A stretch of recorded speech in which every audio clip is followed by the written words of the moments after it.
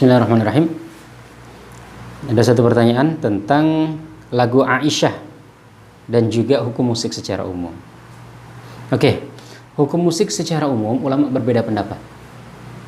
Tetapi perlu disampaikan di sini adalah perbedaan itu lahir karena tidak ada dalil yang secara jelas mengharamkan musik itu. Ada satu hadis yang dijadikan sebagai patokan kelompok yang mengharamkan musik secara mutlak, yaitu hadis Nabi SAW bahwasanya suatu saat nanti akan ada sekelompok orang dari umatku yang menghalalkan zina, menghalalkan khamar, menghalalkan sutra, dan menghalalkan alat-alat musik. Ini hadis yang biasanya dijadikan landasan mengharamkan musik secara mutlak. Tetapi di sini perlu disampaikan bahwasanya pengharaman musik itu dalam hadis ini disandingkan dengan pengharaman sutra. Sekarang coba kita tanya, apa hukum sutra? Sutra haram. Oke, haram. Haram bagi semua orang atau haram bagi laki-laki atau perempuan? Dia haram bagi laki-laki saja. Sutra itu boleh dipakai bagi perempuan. Artinya keharaman sutra ini tidak mutlak. Sehingga sebagian ulama berpandangan bahwasanya musik ini pengharamannya tidak mutlak karena dia disandingkan dengan pengharaman sutra. Karena orang yang mengharamkan sutra bagi perempuan berarti dia sudah mengharamkan apa yang dihalalkan oleh Allah Subhanahu wa taala, begitu. Maka dari sini kemudian banyak ulama kontemporer, sebagian ulama klasik seperti Imam Ghazali, ya. Kemudian Imam Syekh Al-Ghazali ini ulama kontemporer, beliau mengatakan bahwasanya musik itu seperti kalam, seperti pembicaraan. Kalau dia baik, maka dia hukumnya baik. Kalau dia buruk, membawa kepada kemaksiatan, maka dia hukumnya haram. Kalau dia biasa-biasa, maka dia mubah, gitu ya. Jadi musik yang membawa kepada kemaksiatan, maka sepakat ulama semuanya haram. Musik yang membawa kepada kebaikan, maka dia dibolehkan. Kalau musik yang tidak ada nilai ini itu, musik-musik netral seperti lagu-lagu kebangsaan, lagu-lagu daerah, maka hukumnya mubah. Ya, itu tentang musik secara umum. Ada sebagian yang memakai dalil bahwasanya suatu hari Abdullah ibnu Umar itu pernah menemui orang yang memakai seruling. Kemudian Abdullah bin Umar ini menutup telinganya. Ini. Nah, di situ ketika ditanya, kenapa engkau menutup telingamu? Abdullah bin Umar menjawab, dulu aku pernah bersama Rasulullah. Kemudian ketika kami mendengar ada suara seruling, kemudian Rasulullah SAW menutup telinganya, gitu ya. Kemudian ada yang beranggapan bahwasanya ini menunjukkan bahwasanya musik itu haram. Justru kita bisa menjawabnya begini, kalau seumpamanya musik itu haram, tidak mungkin Rasulullah sekedar menutup telinga. Kalau seumpamanya Rasulullah melihat ada orang berzina, tidak mungkin Rasulullah kemudian cuma menutup mata, tidak mau lihat, tapi dibiarkan orang itu berzina. Atau Rasulullah ada melihat orang minum khamar, kemudian udahlah dibiarin aja, yang penting kita tidak minum khamar. Nah, pasti akan ditegur oleh Rasulullah.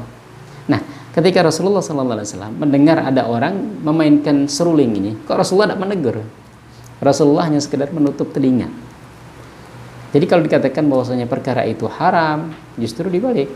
Kalau haram, Rasulullah pasti menegur, dan Rasulullah tidak menegur. Ini menunjukkan bahwasanya perkara itu bisa jadi Rasulullah tidak suka saja, ya, tidak sampai kepada derajat haram. Karena kalau haram, Rasulullah tidak akan diam ketika melihat sesuatu yang haram, ya. Jadi dalil yang pertama tadi bahwasanya musik haram secara mutlak seperti zina, seperti minuman keras, bisa kita jawab bahwasanya musik di sini disandingkan dengan sutra, dan pengharaman sutra itu tidak mutlak. Jadi diharamkan untuk perempuan, untuk laki-laki saja, dan dibolehkan untuk perempuan. Ini menunjukkan bahwasanya musik itu haramnya tidak mutlak. Haram sebagian, artinya kalau dia membawa kepada kemaksiatan maka dia haram. Kalau dia membawa kepada kebaikan, dia baik. Kalau dia netral, maka dia menjadi mubah. Dan lagu-lagu kebangsaan itu semua negara punya, ya kan? Baik negara yang kaku, yang keras, maupun negara-negara yang modern, itu semuanya punya. Artinya ulama-ulama di negara itu kan berarti membolehkan musik untuk lagu kebangsaan karena tidak membawa kepada kemaksiatan. Kemudian selanjutnya ada yang menjawab begini, ya oke lah, kita anggap musik itu boleh, tetapi ya, mudaratnya itu lebih banyak daripada manfaatnya. Artinya kalau kita lihat dalam kenyataannya itu musik itu lebih banyak membawa kepada kemudaratan daripada membawa manfaat. Oke, kita jawab. Sekarang televisi. Kira-kira televisi itu lebih banyak manfaatnya atau lebih banyak mudaratnya? Ketika antum buka channel televisi, antara yang mengajak kepada kebaikan dengan yang mengajak kepada keburukan, maksiat, yang ngumbar aurat, itu banyak mana? Banyak yang ngumbar aurat. Tapi kenapa masih banyak orang yang berdakwah dengan TV? Padahal mudaratnya lebih banyak. Tapi ada orang sekarang berdakwah dengan TV.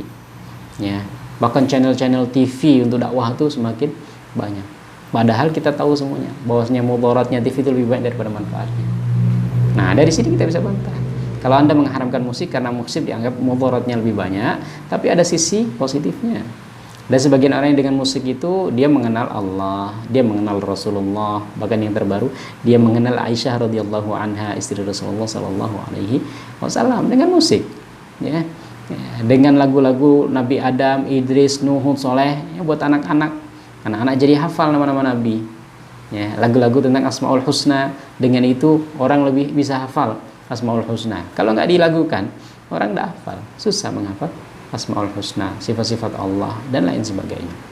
Ya, jadi dari sini hukum musik kembali kepada nilai yang dikandung.